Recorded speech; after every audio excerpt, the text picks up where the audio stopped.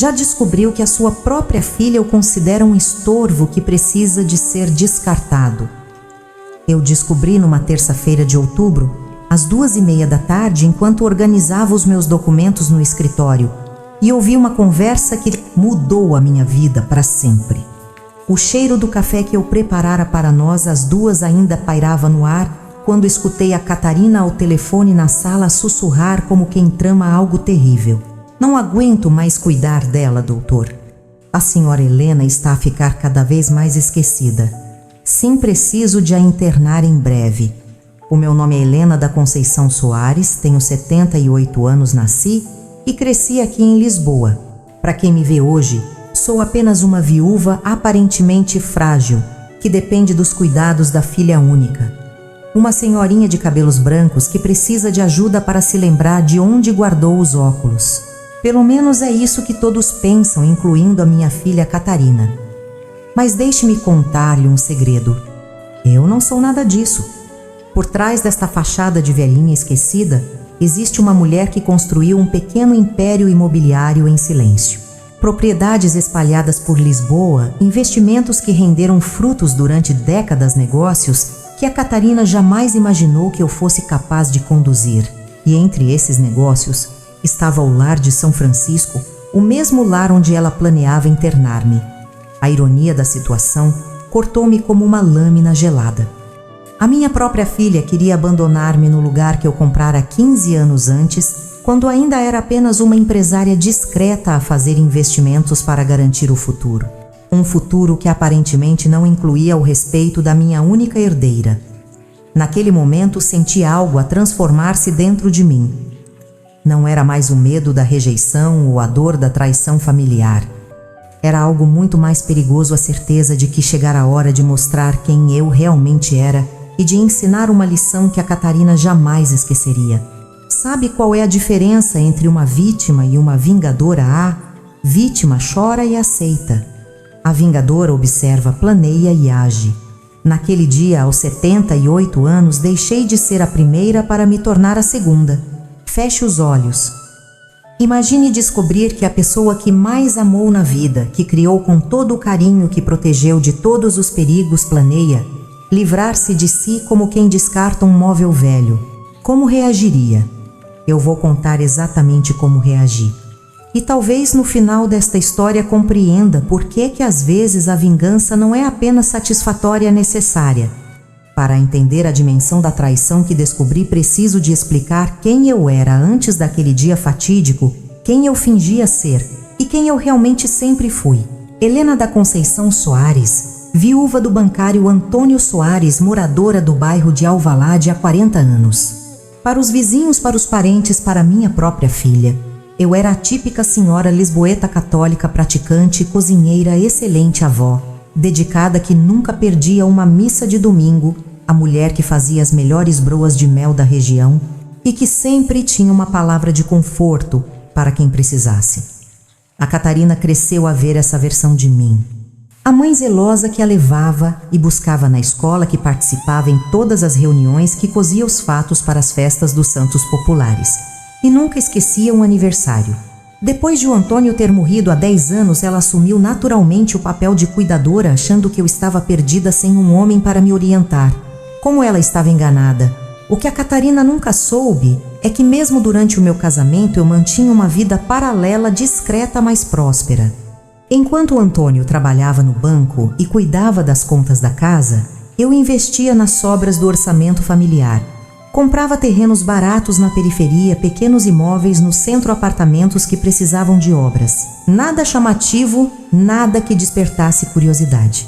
Eu aprendera desde jovem que em Portugal, nos anos 70 e 80, uma mulher casada que demonstrasse muito conhecimento sobre negócios era vista com desconfiança. Então desenvolvi uma estratégia simples: ser subestimada, deixar que me vissem como a dona de casa dedicada enquanto construía o meu patrimônio nas sombras. Com o passar dos anos, a minha carteira imobiliária cresceu. Quando o Antônio faleceu, eu já possuía 17 propriedades espalhadas por Lisboa. A Catarina herdou apenas a nossa casa e algumas economias o suficiente para manter confortável mas não o suficiente para tornar independente das rendas que eu recebia mensalmente. Ela acreditava que essas rendas vinham de apenas 2 apartamentos que o Antônio havia deixado. Nunca questionou por que é que os valores eram sempre exatos, sempre pontuais. Nunca perguntou por que é que eu nunca parecia preocupar-me com dinheiro mesmo sendo apenas uma pobre viúva. A verdade é que eu gostava dessa dinâmica. A Catarina visitava-me todas as semanas. Ligava-me diariamente e sentia-se útil a cuidar da mamã. Eu, por minha vez, tinha a companhia da filha sem abrir mão da minha independência real. Era um arranjo que funcionava perfeitamente até ao dia em que descobri que a minha filha não me via como uma mãe querida, mas como um fardo. Não como uma mulher que merecia respeito, mas como uma velha inconveniente que atrapalhava os seus planos de vida. Aos poucos sinais que eu ignorara começaram a fazer sentido. As visitas cada vez mais rápidas, o tom impaciente quando eu repetia alguma história, a maneira como ela olhava para o meu apartamento, a calcular valores como ela sempre perguntava sobre os meus poucos bens. E se eu já tinha organizado a papelada para facilitar as coisas quando eu partisse. A Catarina não estava a cuidar de mim por amor, estava a proteger a sua herança. E foi então que percebi se ela podia fingir ser a filha dedicada, eu podia continuar a fingir ser a mãe indefesa. A diferença é que desta vez a minha encenação teria um propósito muito específico. O som da voz da minha filha, a sussurrar ao telefone, ainda ecoa na minha mente como uma sirene de emergência. Cada palavra foi uma punhalada certeira na imagem que eu tinha da nossa relação. Dr. Ricardo, o senhor pode preparar os papéis. Não, ela não vai resistir muito. Está cada vez mais confusa. Repete as mesmas histórias. Sim, tenho procuração para assuntos médicos. Quanto 1.500 euros por mês. Está bem, vale a pena. 1.500 euros.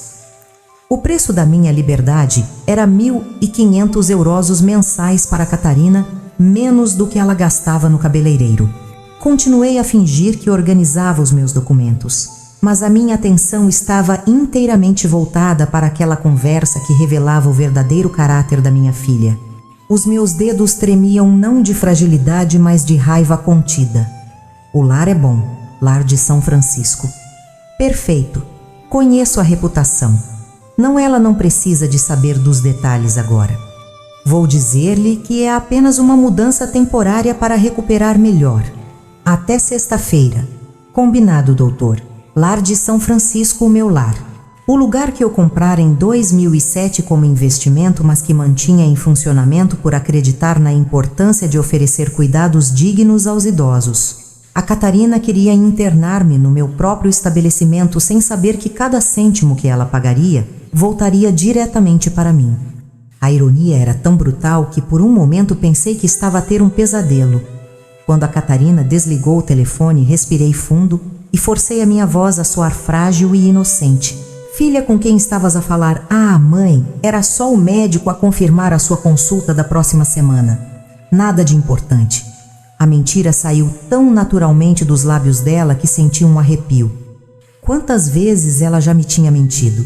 Quantas conversas como essa já tinha tido nas minhas costas? Durante o resto da tarde, a Catarina interpretou o papel de filha carinhosa com uma desenvoltura que me impressionou.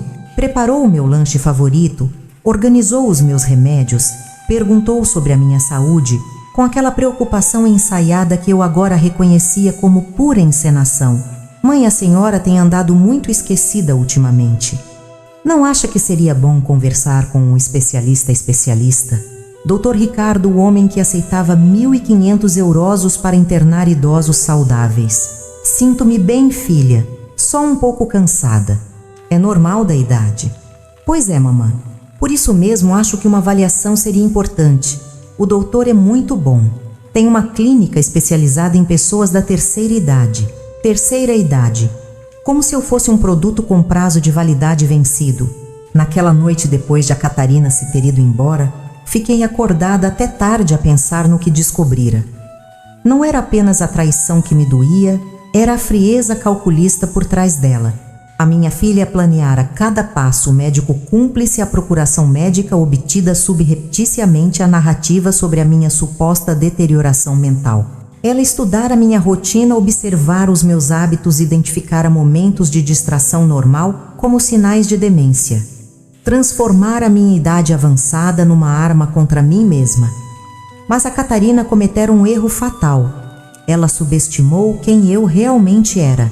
Achava que estava a lidar com uma velhinha indefesa, que aceitaria passivamente qualquer decisão tomada para o seu próprio bem. Não imaginava que estava a provocar uma mulher que construíra um patrimônio multimilionário, usando exatamente a mesma estratégia que ela tentava aplicar contra mim, fingir fragilidade para apanhar os outros desprevenidos. Naquela madrugada, tomei uma decisão que mudaria o curso das nossas vidas para sempre.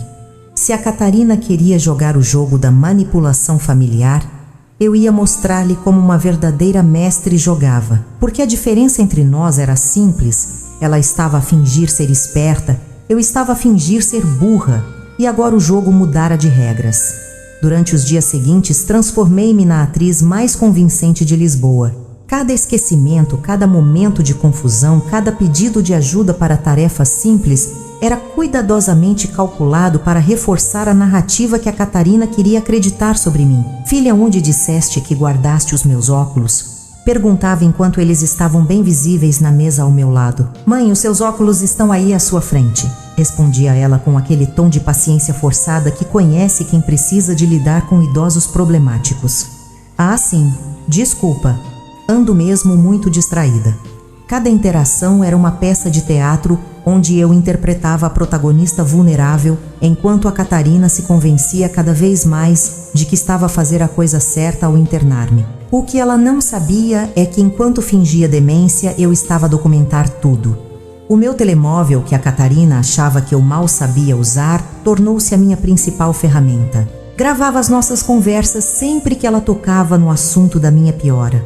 Fotografava os documentos que ela deixava estrategicamente espalhados para que eu descobrisse acidentalmente procurações médicas, orçamentos de lares, até uma avaliação psiquiátrica já preenchida com sintomas que eu supostamente apresentava. A cada dia minha filha tornava-se mais ousada. Começou a convidar o Dr. Ricardo para visitas sociais à casa, apresentando-o como um amigo médico que gostaria de me conhecer. As conversas dele comigo eram verdadeiros interrogatórios disfarçados, onde ele tentava fazer-me tropeçar em respostas sobre datas, nomes ou eventos recentes. Dona Helena, a senhora lembra-se que dia é hoje? Terça-feira, eu respondia sabendo que era quinta. E em que mês estamos, setembro ou outubro? Ah, filha, ajuda-me aqui. A Catarina e o doutor trocavam olhares cúmplices enquanto anotavam cada erro meu. Não sabiam que eu estava a memorizar cada pergunta, cada reação, cada comentário sussurrado que achavam que eu não escutava. Ela está claramente em processo degenerativo. O doutor Ricardo murmurou para Catarina durante uma dessas visitas. Desorientação temporal, perda de memória recente, dependência crescente. É um caso clássico. Doutor, o senhor acha que é seguro ela continuar a morar sozinha? A Catarina perguntou com aquela preocupação teatral que já se tornara sua marca registrada. Definitivamente não. Um internamento seria o mais adequado tanto para a segurança dela quanto para a sua tranquilidade como filha responsável. Filha responsável. As palavras tinham um gosto amargo de hipocrisia. Mas a minha investigação não parou aí. Usando os meus contactos antigos, pessoas que conhecia dos meus tempos de empresária ativa, mas que a Catarina desconhecia completamente, comecei a pesquisar sobre o Dr. Ricardo Mendes. O que descobri não me surpreendeu, mas deu-me ainda mais munição para o meu plano. Ricardo Mendes não era apenas um geriatra ganancioso, era um especialista em internamentos desnecessários. Nos últimos 5 anos, diagnosticara demência em dezenas de idosos perfeitamente lúcidos, sempre com a conivência de familiares interessados em livrar-se da responsabilidade ou em acelerar processos de herança. O seu esquema era sofisticado, identificava famílias onde havia tensão geracional, oferecia a solução humanitária do internamento e dividia os valores com os parentes que entravam no jogo. Os idosos, uma vez institucionalizados, raramente conseguiam reverter a situação. O mais revoltante, muitos dos casos aconteceram no meu próprio lar. O lar de São Francisco, que eu mantinha como um local de cuidado digno para idosos, tornara-se o cenário preferido do doutor. Ricardo para os seus golpes familiares. Quanto mais eu investigava, mais sórdida a situação se revelava. A Catarina não estava a agir por impulso ou desespero. Ela planeara minha eliminação social com uma frieza que me deixou genuinamente impressionada. Através de conversas telefônicas que gravei escondida, descobri que ela já consultara um advogado sobre como acelerar o processo de interdição. Já visitara outros lares para comparar preços. Já começara inclusive a fazer planos sobre o que faria com o meu apartamento depois de eu ser internada. A mãe sempre teve o sonho de viajar. Ela disse ao telefone para uma amiga: "Vou realizar esse sonho por ela vender o apartamento e a usar o dinheiro para pagar um internamento num lugar realmente bom." Viajar. O meu sonho era viajar. A mulher que conhecia todos os meus gostos, medos e sonhos reais inventara um sonho falso para justificar a sua ganância. Mas a descoberta mais chocante veio quando consegui acesso às conversas entre a Catarina e alguns dos nossos parentes distantes. Ela criara uma narrativa completa sobre a minha deterioração, espalhando entre tios, primos e conhecidos da família que eu estava a ficar perigosa para mim mesma. A tia Helena queimou uma panela no fogão na semana passada, contou ela para minha sobrinha Márcia. Deixou o gás ligado à noite todo outro dia. Estou com muito medo de a deixar sozinha. Mentiras. Mentiras elaboradas que ela espalhou sistematicamente para construir uma rede de apoio à sua decisão de me internar. Quando chegasse o momento, todos os parentes diriam: "Coitada da Catarina, está a fazer o possível pela sua mãe." A manipulação era tão sofisticada que por um momento senti algo parecido com admiração pela inteligência estratégica da minha filha. Se ela tivesse direcionado essa mesma astúcia para fins legítimos, poderia ter construído uma carreira brilhante. Mas havia mais, muito mais. Descobri que a Catarina já começara a movimentar discretamente alguns dos meus bens. Pequenas coisas que ela achava que eu não notaria, joias que guardou para limpar documentos que organizou, para facilitar até algumas peças de arte que levou para restaurar. Ela estava a testar a minha capacidade de percepção, a preparar o terreno para apropriações maiores. Se eu realmente estivesse com demência, como reagiria ao gradual desaparecimento dos meus pertences? O mais cruel é que durante todo este processo, a Catarina mantinha a fachada de filha, dedicada com uma perfeição que chegava a ser artística. Trazia flores, cozinhava os meus pratos favoritos, sentava-se ao meu lado para ver a novela das 8. Abraçava-me com um carinho que parecia genuíno enquanto planeava minha prisão. Era como conviver com uma psicopata de alto funcionamento. Mas eu guardara o melhor para o final da minha investigação. Resolvi visitar pessoalmente o lar de São Francisco, não como proprietária, mas como uma idosa interessada em conhecer as instalações. O que encontrei lá quase me fez quebrar o meu disfarce de velhinha frágil. A visita ao lar de São Francisco foi a minha transformação final. Não apenas descobri a extensão da traição, descobri que ela fazia parte de um sistema muito maior e mais cruel do que eu imaginava. Cheguei ao lar usando a minha identidade de Helena, a idosa interessada em conhecer opções para um futuro próximo. A recepcionista, sem saber que estava a falar com a proprietária, foi surpreendentemente honesta sobre o que acontecia ali. "A senhora está à procura para si mesma ou para algum parente?", perguntou ela com aquele tom profissional que mal disfarçava o tédio. "Para mim mesma, a minha filha acha que seria apropriado." O sorriso da recepcionista mudou subtilmente. Era um sorriso que eu já vira antes, o sorriso de quem reconhece uma vítima em potencial. Compreendo perfeitamente. Muitas famílias chegam aqui nessa situação. Deixe-me apresentar os nossos serviços especiais para casos como o seu. Serviços especiais. As palavras enviaram um calafrio pela minha espinha. Durante o tour pelas instalações, comecei a perceber detalhes que me tinham escapado nas minhas visitas anteriores como proprietária. Quartos com fechaduras do lado de fora, medicamentos administrados em horários que não faziam sentido médico, idosos lúcidos que falavam baixinho sobre não poderem receber visitas não autorizadas. O lar de São Francisco tornara-se uma prisão disfarçada de clínica geriátrica. A nossa filosofia é dar tranquilidade às famílias, a recepcionista explicou. Quando um idoso é internado aqui, os parentes podem ter a certeza de que não haverá mais problemas ou preocupações. Problemas ou preocupações como eu. Foi então que encontrei a Mônica, uma enfermeira que trabalhava lá há mais de 10 anos. Ela reconheceu-me imediatamente. Eu salvara o seu emprego anos antes, quando outros administradores queriam despedi-la por questionar certas práticas médicas. Dona Helena, sussurrou ela quando ficamos sozinhas no corredor. A senhora não devia estar aqui. Não assim. Por que, Mônica? Porque sei que a senhora vem como paciente e sei que a senhora não devia ser paciente de lugar nenhum. A Mônica contou-me tudo. Como o doutor Ricardo transformara o lar numa máquina de fazer dinheiro com idosos abandonados. Como famílias pagavam extra para que os seus parentes fossem mantidos controlados com medicamentos desnecessários. Como documentos eram falsificados para justificar internamentos permanentes. Quantos casos como o meu existem aqui? Perguntei. Muitos, dona Helena. Muitos mesmo, pessoas perfeitamente capazes que foram trancadas porque incomodavam alguém. Naquele momento, ao olhar para os corredores do lugar que eu criara, para ser um refúgio digno, a sentir o cheiro de desinfetante misturado com abandono, algo se quebrou definitivamente dentro de mim.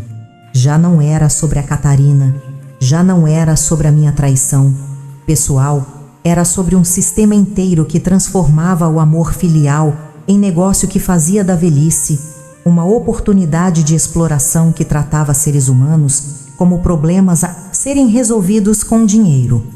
E eu estava no centro desse sistema. O meu próprio investimento tornara-se o instrumento da minha destruição e da destruição de dezenas de outras pessoas. Mônica, eu disse com uma firmeza na voz que me surpreendeu. Preciso da sua ajuda para uma coisa muito importante. Qualquer coisa, dona Helena. Vou deixar que me internem aqui. E quando isso acontecer, vou precisar que documente tudo o que vir. Cada irregularidade, cada medicação desnecessária, cada violação de direitos. Consegue fazer isso por mim? A Mônica olhou para mim como se eu tivesse enlouquecido. Dona Helena, a senhora não pode submeter-se a isso. Eu sei como estes internamentos funcionam. Uma vez aqui dentro é muito difícil sair. Eu sei, Mônica, mas às vezes para derrotar um sistema precisamos de entender como ele funciona por dentro. E eu tenho uma vantagem que nenhum outro paciente teve. Eu sou a dona deste lugar. Foi nesse momento que Helena, a velhinha indefesa, morreu para sempre. E nasceu Helena a Vingadora porque eu percebera algo que nem a Catarina nem o Dr. Ricardo imaginavam. Eles não estavam apenas a cometer um crime contra mim. Estavam a cometer crimes dentro da minha propriedade, a usar a minha própria empresa para explorar famílias vulneráveis. Isto já não era uma questão pessoal, era uma questão de justiça. E eu estava numa posição única para fazer essa justiça acontecer. Voltei para casa naquela tarde com um plano formado na minha mente. Um plano que faria a Catarina, o Dr. Ricardo e todos os envolvidos no esquema aprenderem uma lição que jamais esqueceriam. Eles queriam que eu fosse internada no lar de São Francisco. Perfeito. Eu seria internada, mas não como vítima, como proprietária infiltrada pronta para desmascarar tudo e todos. Nos dias seguintes à minha visita ao lar, comecei a fase mais delicada do meu plano, fazer a Catarina acreditar que a minha condição se deteriorara drasticamente, criando a urgência perfeita para o internamento que ela tanto desejava. A arte da manipulação não está em mentir, está em dar às pessoas exatamente aquilo em que elas querem acreditar. Filha, viste a minha carteira? Perguntei numa manhã, sabendo perfeitamente que estava na mala ao meu lado. Mãe, a senhora está com ela na mão. Olhei para a carteira como se a visse pela primeira vez, com aquela expressão de confusão genuína que passara anos a observar noutros idosos. Nossa, eu nem vi. Que estranho. Mas desta vez adicionei um elemento novo: medo. Catarina. Estou a ficar preocupada comigo mesma. Ontem não me lembrava de onde tinha guardado os remédios. Hoje é a carteira. E se um dia me esquecer de desligar o fogão, vi os olhos dela brilharem. Era exatamente o que ela queria ouvir eu a expressar insegurança sobre a minha própria capacidade mental. Mãe, talvez seja a hora de conversarmos sobre isso com mais seriedade. Lembra-se do Dr. Ricardo que veio aqui? Ele poderia ajudar. Achas, mas será que precisa mesmo? Não quero incomodar. Mãe, não é incômodo, é cuidado. Deixa-me ligar-lhe. Pronto. Ela mordera o isco completamente. Enquanto a Catarina fazia os arranjos para a minha avaliação médica urgente, eu coloquei em movimento a segunda parte do meu plano. Liguei para a Mônica usando um telefone público. Não podia arriscar que a Catarina descobrisse as minhas ligações. Mônica, em alguns dias vou chegar aí como paciente. Preciso que me trate como qualquer outro interno, mas que documente tudo o que acontecer comigo. Cada medicação, cada procedimento, cada irregularidade. Dona Helena tem o medo do que pode acontecer. O Dr. Ricardo não brinca quando quer manter alguém internado. Eu sei, querida, mas tem um trunfo que ele não imagina. Sou a proprietária do lugar.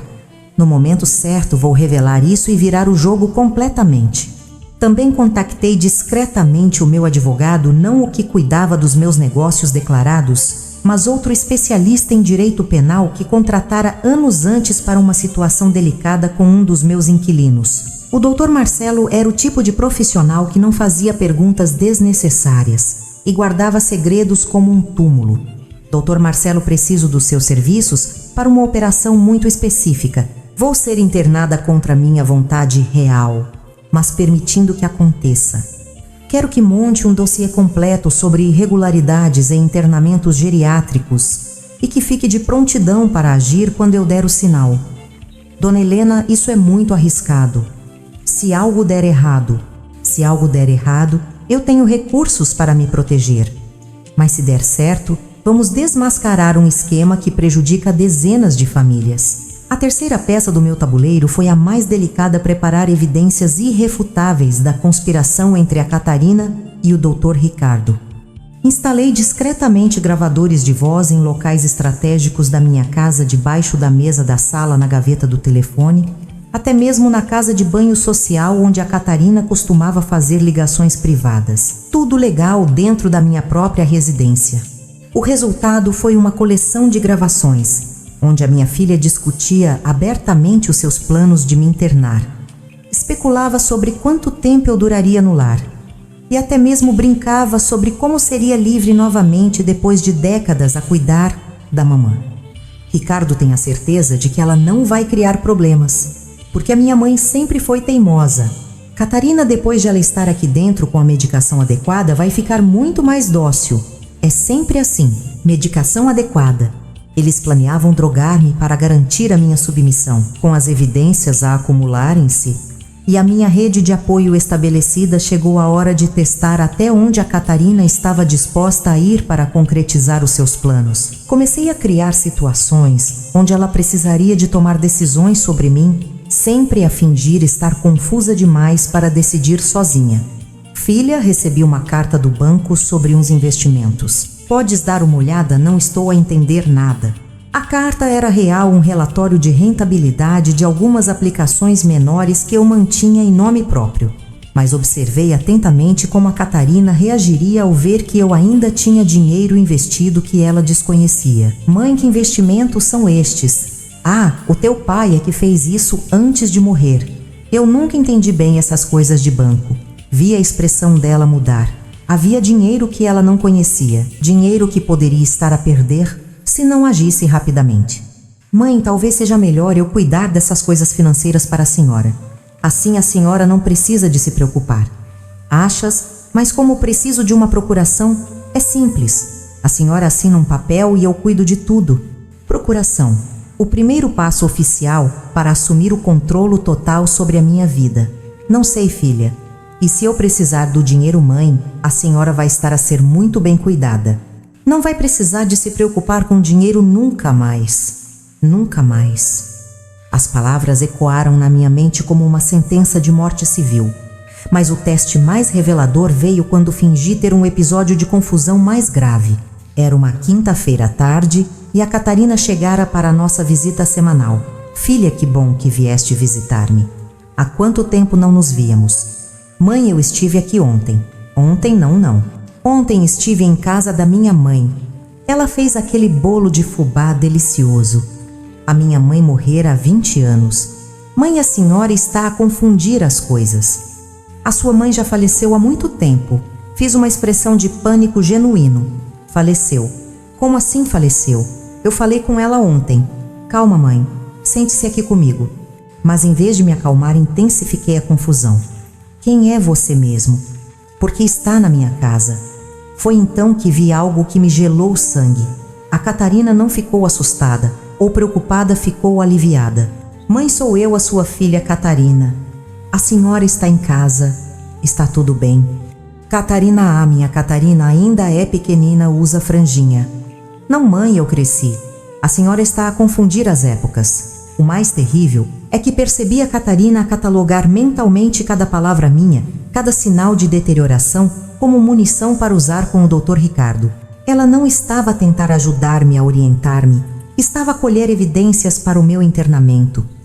Depois de alguns minutos de episódio, fingi acalmar-me gradualmente. Nossa, que estranho! Por um momento não sabia onde estava. Acontece, mãe, por isso é importante a senhora ser avaliada por um especialista.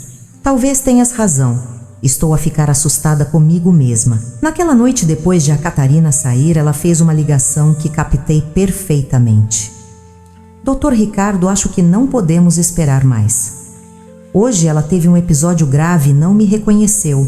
Disse que conversou com a mãe morta. Pode ser amanhã. Perfeito. Amanhã.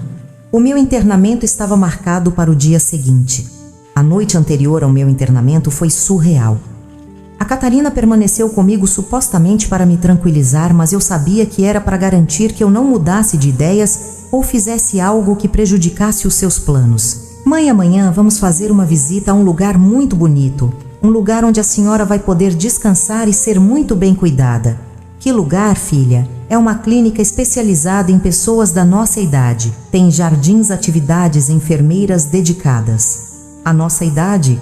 A Catarina tinha 52 anos. Mas eu preciso de ir.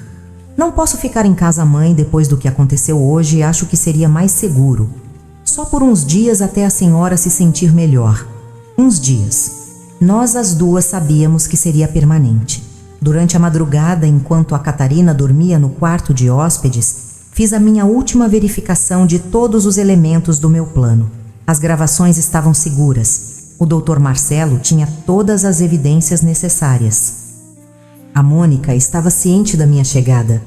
Mais importante eu deixar uma carta lacrada no meu cofre com instruções claras para ser aberta apenas se algo corresse muito mal. A carta revelava toda a verdade sobre o meu patrimônio, sobre o esquema do Dr. Ricardo e sobre os verdadeiros motivos do meu internamento. Era a minha apólice de seguro contra o pior cenário possível. De manhã, a Catarina preparou um pequeno almoço especial, panqueca, sumo de laranja, até um raminho de flores na mesa. Era como uma última refeição, ou talvez um pedido de desculpas antecipado pelo que estava prestes a fazer. Mãe, a senhora dormiu bem. Sim, filha, mas tive sonhos estranhos. Que tipo de sonho sonhei? Que tu eras uma pessoa diferente que não me conhecias de verdade. Vi a Catarina engolir em seco. Por um momento pareceu genuinamente tocada pela ironia do que eu dissera.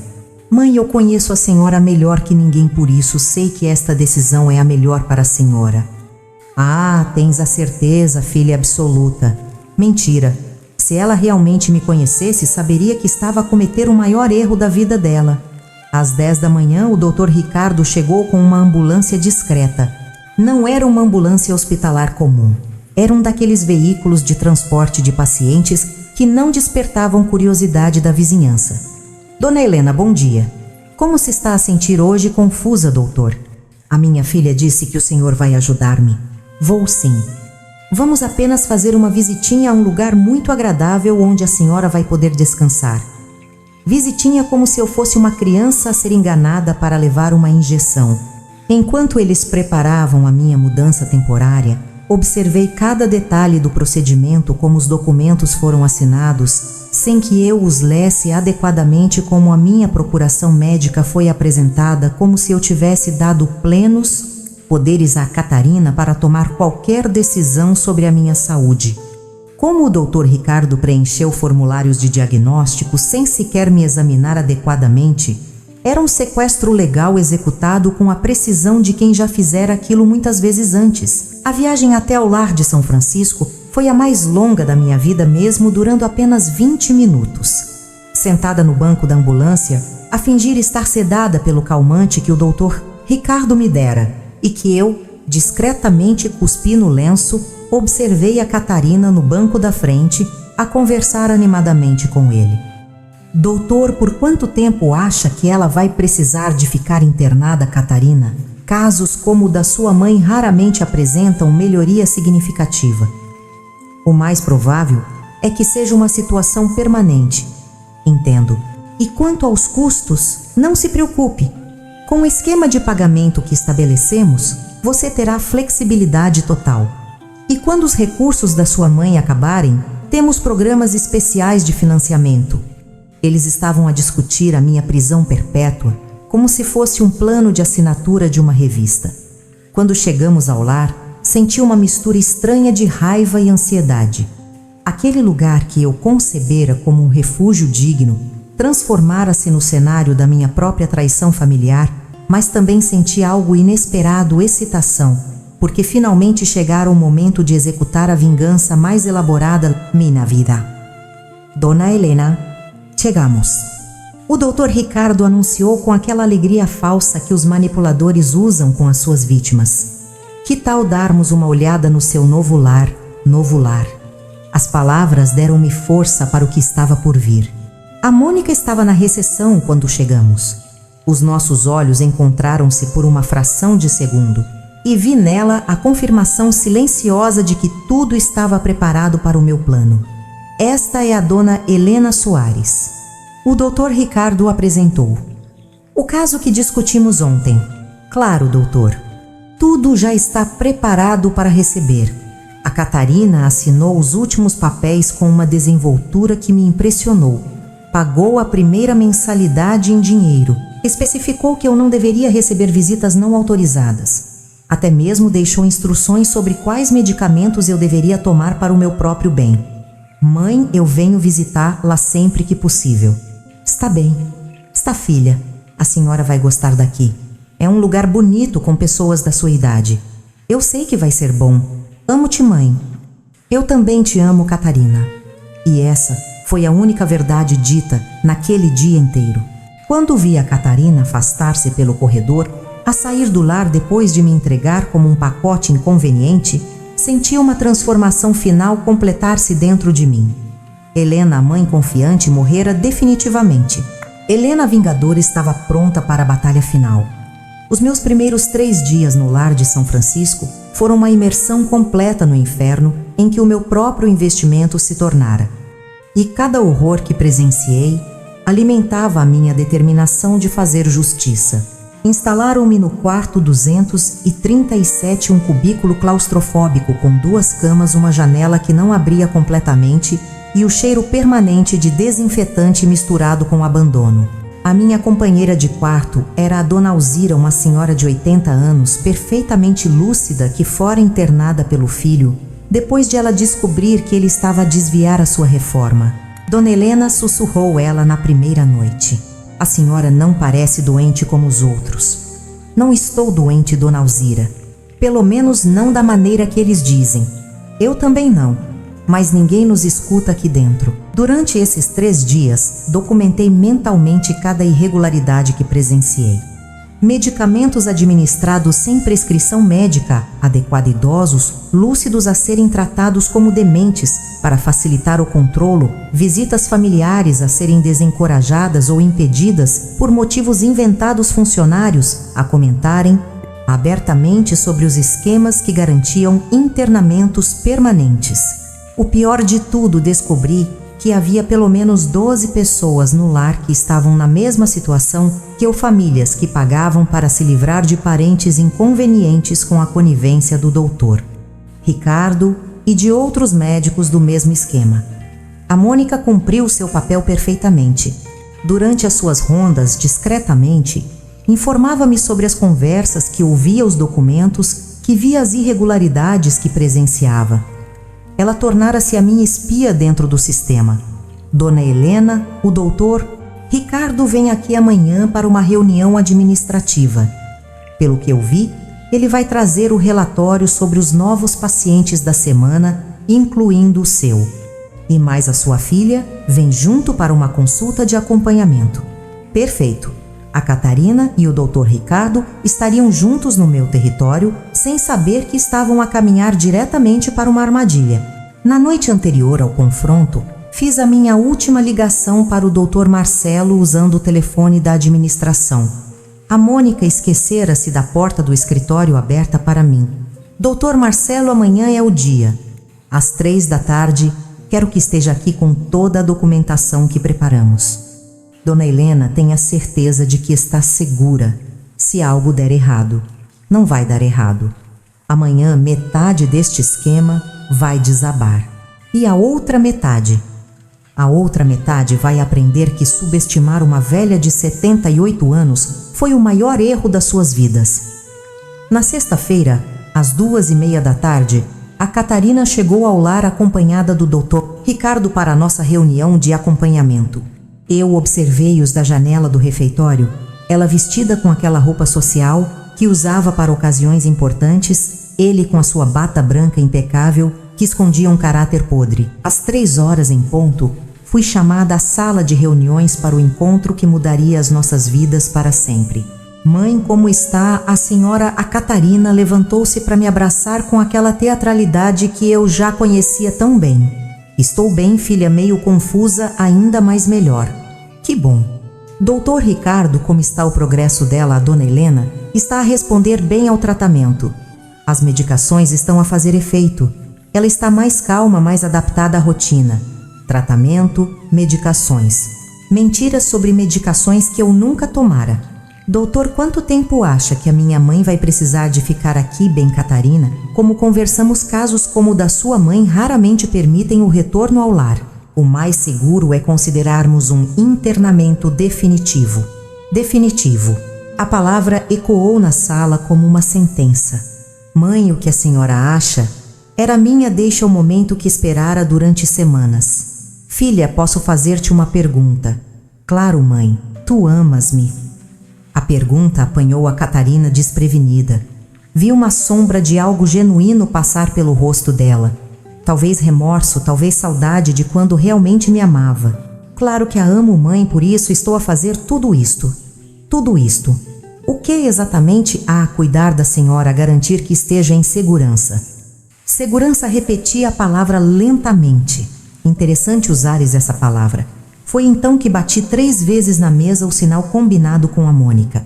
A porta da sala abriu-se e 3 pessoas entraram: a Mônica, o doutor Marcelo e, para surpresa total da Catarina e do Dr. Ricardo, o diretor administrativo do lar, o senhor Fernando. O que se está a passar aqui? O Dr. Ricardo levantou-se claramente desconfortável. Sentem-se, por favor. Eu disse com uma voz que já não soava frágil ou confusa. Chegou a hora de conversarmos seriamente.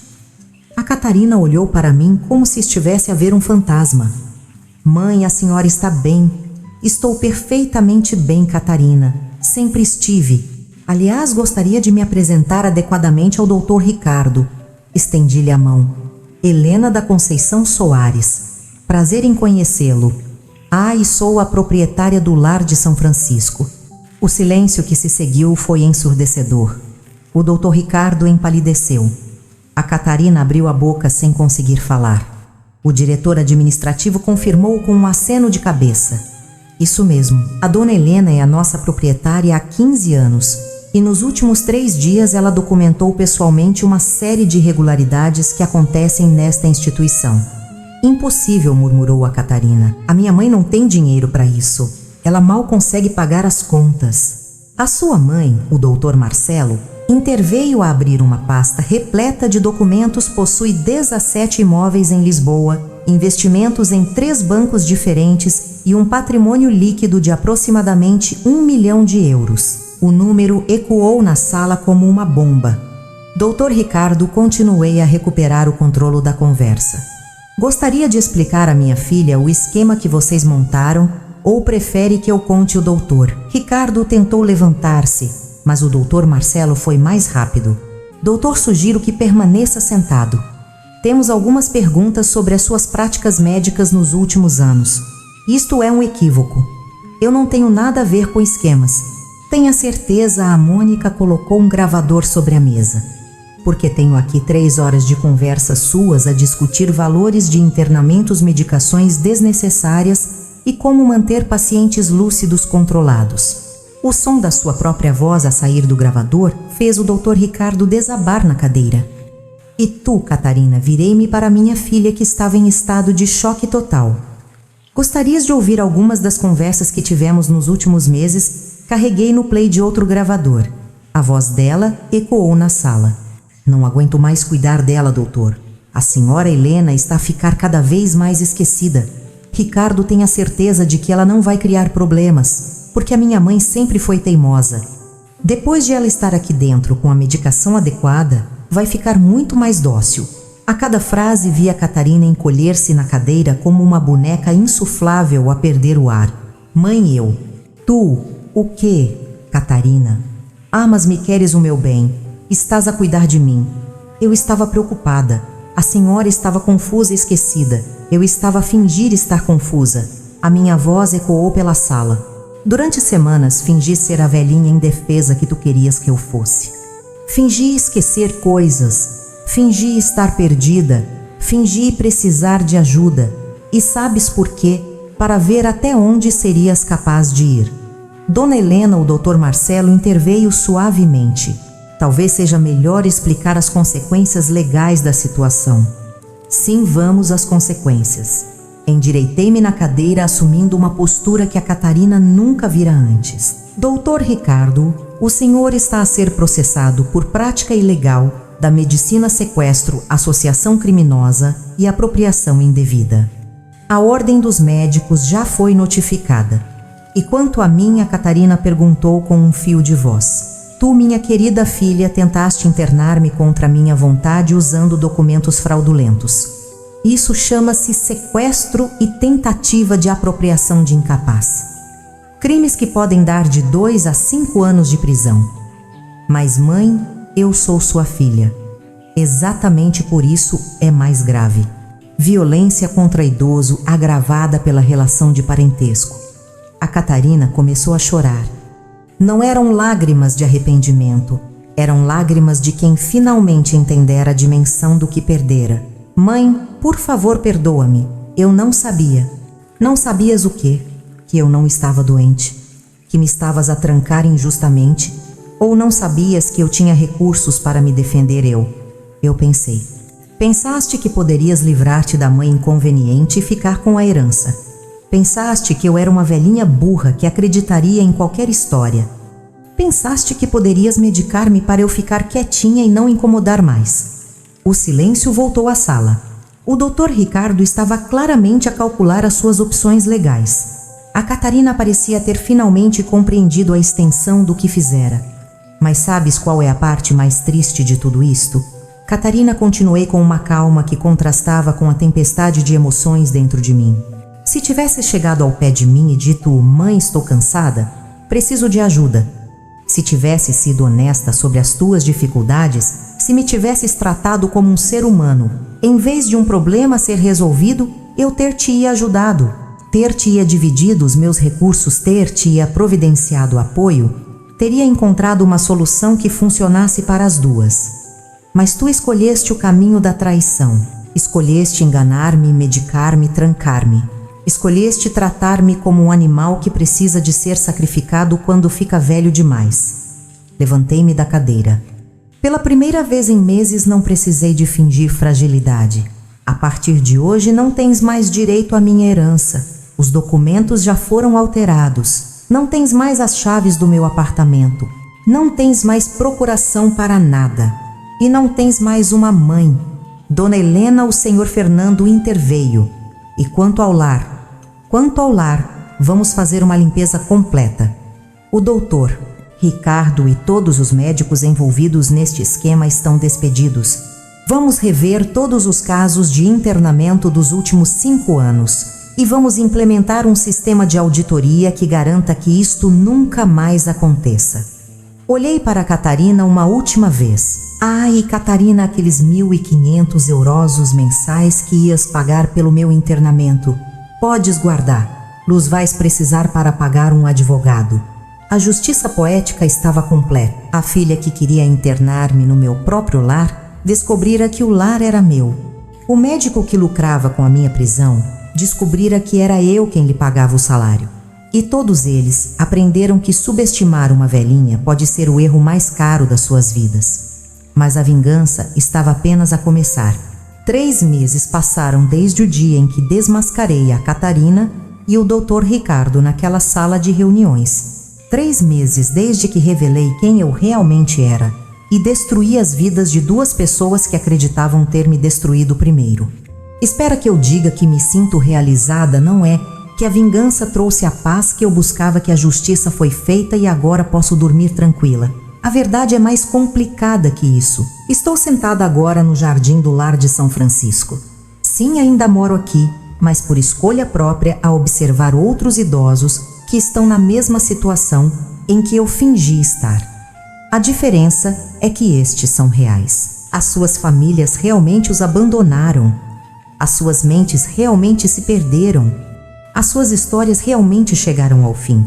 E às vezes pergunto-me, será que há alguma diferença real entre mim e eles? Porque veja bem, mesmo tendo vencido o jogo, mesmo tendo provado a minha inteligência e protegido o meu patrimônio, estou exatamente onde a Catarina queria que eu estivesse, num lar longe da minha casa, sem família por perto.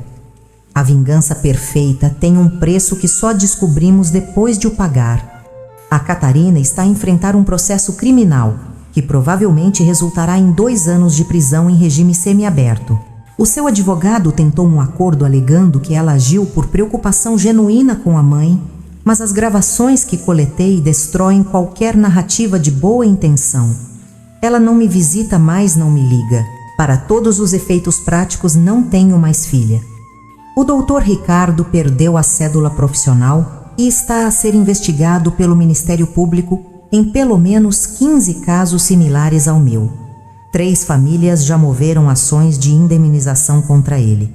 A sua clínica fechou a sua carreira, acabou a sua vida social, desmoronou, quando os jornais locais começaram a investigar o esquema dos lares. Quanto a mim, bem, eu consegui tudo o que queria. Provei que não sou uma velhinha indefesa. Protegi o meu patrimônio. Desmontei um esquema criminoso.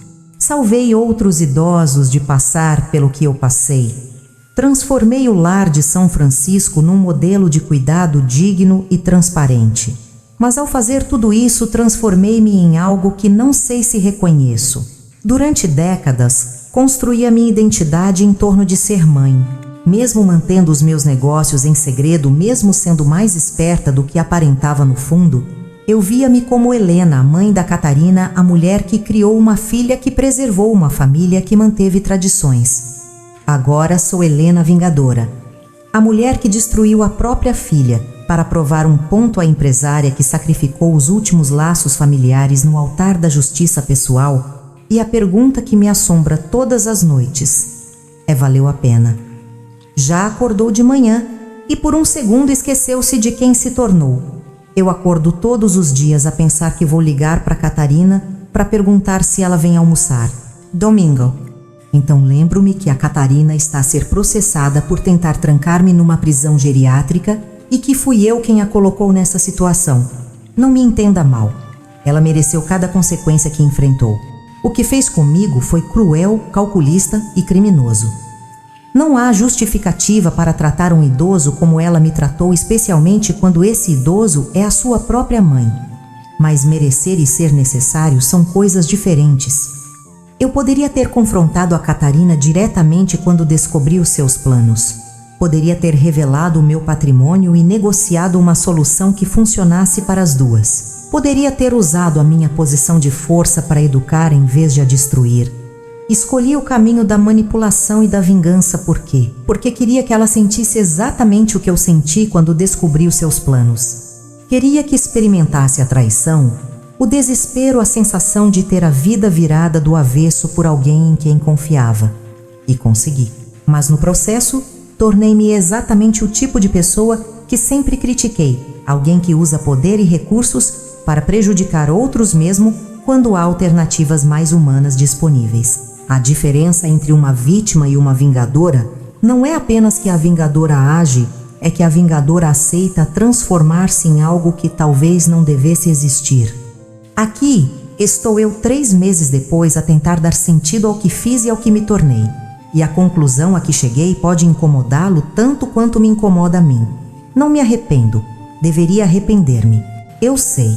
Deveria sentir remorso por ter destruído a minha filha, por ter escolhido a vingança em vez do perdão, por ter usado os meus recursos para prejudicar em vez de construir.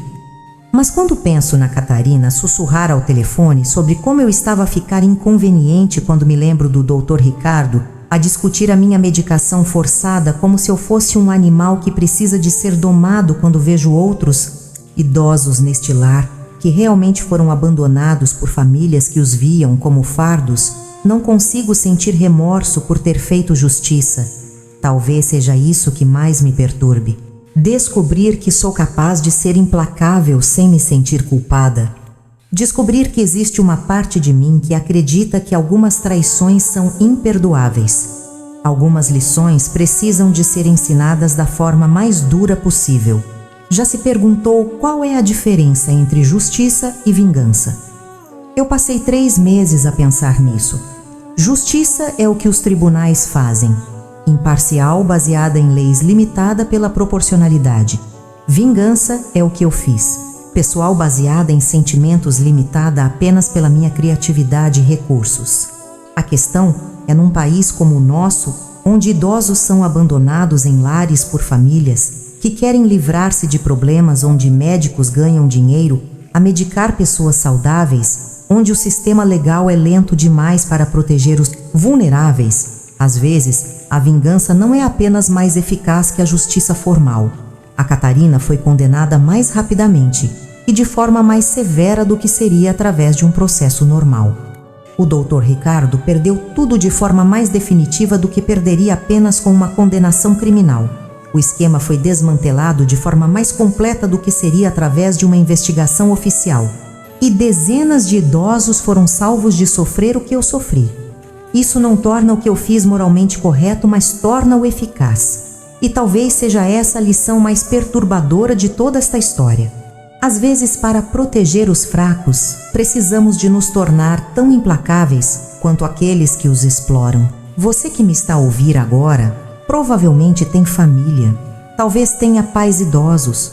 Talvez seja você mesmo uma pessoa mais velha. Deixe-me dar-lhe um conselho que pode salvar a sua vida ou a vida de alguém que ama. Nunca subestime uma pessoa por causa da idade. Nunca presuma que fragilidade física significa fragilidade mental. Nunca trate um idoso como um problema a ser resolvido em vez de um ser humano a ser respeitado. Porque você nunca sabe quando está a lidar com alguém como eu. Alguém que passou décadas a fingir ser mais fraca do que realmente é. Alguém que tem recursos que você não imagina. Alguém que sabe jogar o jogo da manipulação melhor do que você. E, principalmente, nunca trate a família como descartável, porque uma família que o trai, com recursos para devolver a traição multiplicada por 10.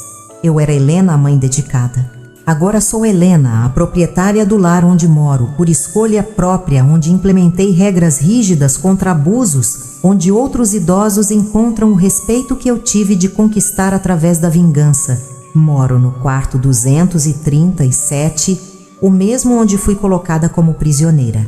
Mas agora é o meu quarto por decisão própria. Acordo toda manhã a saber que tenho poder sobre a minha vida, que ninguém pode medicar-me contra minha vontade, que ninguém pode tratar-me como um problema. É uma vitória solitária, mas é uma vitória. E todas as manhãs, quando tomo o meu café preparado exatamente como gosto, não como alguém decidiu, que eu deveria gostar, olho pela janela e penso na diferença entre ser respeitada por medo e ser respeitada por amor. A Catarina respeitava-me por amor, até descobrir que poderia beneficiar ao desrespeitar-me. Agora todos aqui me respeitam por medo do que sou capaz de fazer se for desrespeitada. Não sei qual é pior, mas sei qual é mais eficaz. E talvez essa seja a verdade mais sombria de todas. Às vezes ser temida é mais seguro do que ser amada. Às vezes mostrar as garras é mais protetor do que mostrar o coração. Você pode julgar-me por ter escolhido o caminho da vingança. Pode pensar que eu deveria ter perdoado, que deveria ter sido a mãe compreensiva que aceita qualquer coisa da filha. Mas antes de me julgar, responda-me a uma pergunta. Se descobrisse que a pessoa que mais ama no mundo planeia trancá-lo, medicá-lo e tratá-lo como um animal inconveniente, o que faria? Aceitaria passivamente confiando na bondade humana ou tornar-se-ia exatamente o que eu me tornei? Porque a diferença entre nós pode ser menor do que você imagina.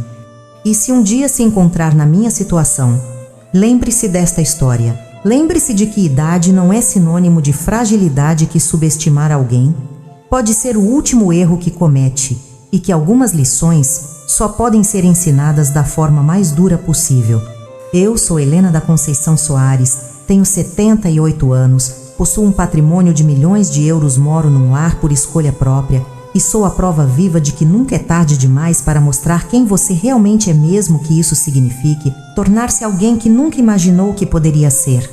Mesmo que isso signifique descobrir que a vingança às vezes tem o gosto de vitória e às vezes a vitória tem o gosto de solidão.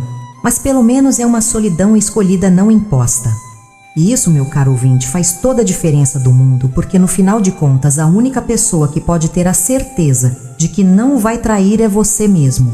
Aprenda isso antes que seja tarde demais ou corre o risco de aprender da forma mais dolorosa possível. Como a Catarina aprendeu, como eu ensinei. Olá a todos. Eu adoraria saber de onde vocês estão nos assistindo. Deixem aí nos comentários a cidade ou o país de vocês, gosto muito de ver até onde nossas histórias chegam. E sobre a história de hoje, o que vocês acharam fez sentido para vocês? Contem-me tudo nos comentários, vou ler cada um com muito carinho. Espero do fundo do meu coração que todos vocês estejam bem e em segurança. Desejo muita paz e luz na vida de cada um. E claro, se você também tem uma história interessante que queira compartilhar, por favor escreva aqui embaixo. Este espaço também é de vocês e todos nós adoraríamos ouvir o que você tem a contar. Um grande abraço